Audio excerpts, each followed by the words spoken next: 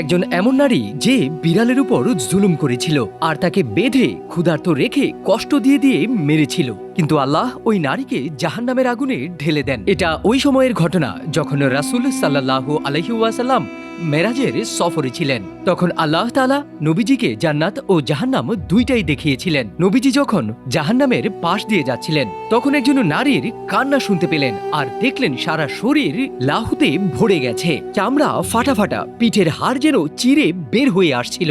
একটা বিড়াল তার উপর পাঞ্জা মেরে মেরে গোস্ত আলাদা করছিল।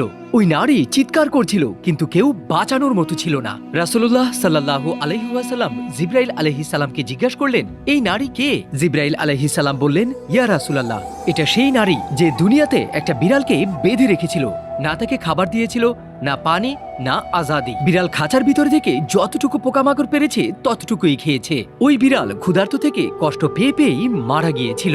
ওই নারী মারা যাওয়ার পর আল্লাহ তাকে জাহান্নামে দেন আর কিয়ামত পর্যন্ত এই বিড়াল তার গোস্ত ছিঁড়ে ছিঁড়ে খাবে।